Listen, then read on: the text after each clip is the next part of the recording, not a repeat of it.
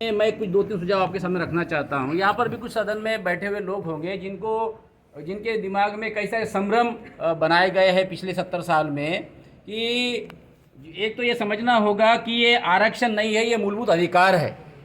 जैसे कि यहाँ से बात उठी है, भाग 3 में मूलभूत अधिकार लिखे गए हैं, आरक्षण नहीं लिखा गया है। और इसलिए आरक्षण जैसे ही हम बोलते हैं तो बैकफुट पर चले जाते हैं, और जब भी हम मूल अधिकार बोलते हैं, मूलभूत अधिकार कहते हैं, तो उसको लेने के लिए छाती चौड़ी करके आगे आते हैं, लड़ते हैं। तो इसलिए दूसरी बात यह है कि 50 पैसे से ऊपर दिया नहीं जाता, ये भी एक बहुत बड़ी गलतफहमी है और सुप्रीम कोर्ट के माध्यम से गलत डिसीजन दिया गया है।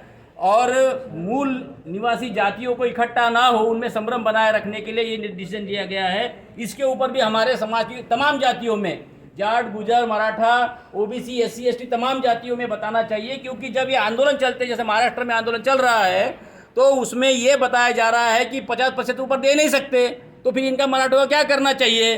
तो उसमें फिर वही लोग दूसरी चीज़ें डाल करके हमारे बचे हुए ओबीसी साथियों को हमारे आगे खड़ा कर देते हैं। और इसलिए द्रविड़ जी ने जो बात यहाँ से कही कि इसके ऊपर तमाम जो गलतफहमियाँ फैलाई जा रही है, उसके ऊपर हमने एक कमेटी बना करके, कोऑर्डिनेशन कमेटी बना करके, रिसर्च करके उसके ऊपर काम करने की ज़रूरत है।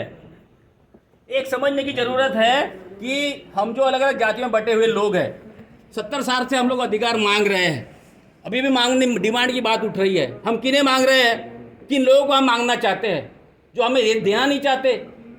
मैं ये समझता हूँ कि अगर हमको उन लोगों ने शूद्र लिखा है, जाटों को शूद्र लिखते हैं, मराठों को शूद्र लिखते हैं, कुंडली में बता रहा हूँ मैं, गुजरों को शूद्र लिखते हैं, और मनुस्मृति में जो है शूद्र की परिभाषा करी गई है।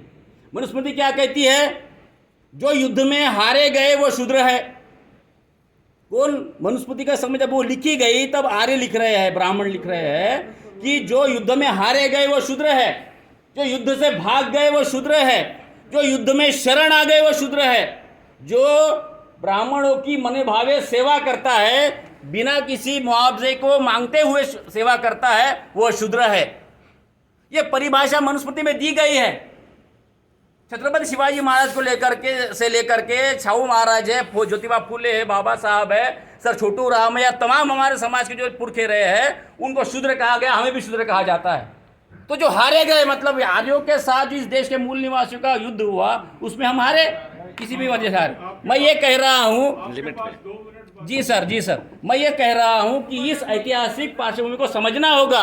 अगर हम ये समझेंगे नहीं तो हम अपने अधिकार हासिल नहीं कर सकते। और इसलिए इनको दूर रखने के लिए सत्ता शासन में भारत के संविधान ने ये जो मूलभूत अधिकार दिए हैं, जो अधिकार छीने गए थे, वो देकर के सत्ता में बिठाया है, शासन में बिठाया है। वो नहीं चाहते कि शूद्र राजा बने, शासक बने।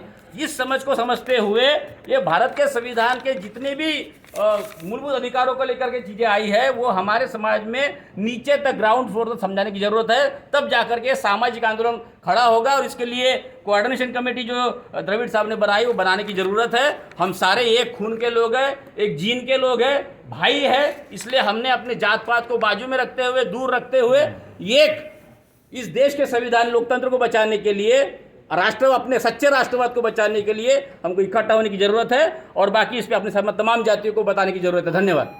आपका बहुत बहुत धन्यवाद।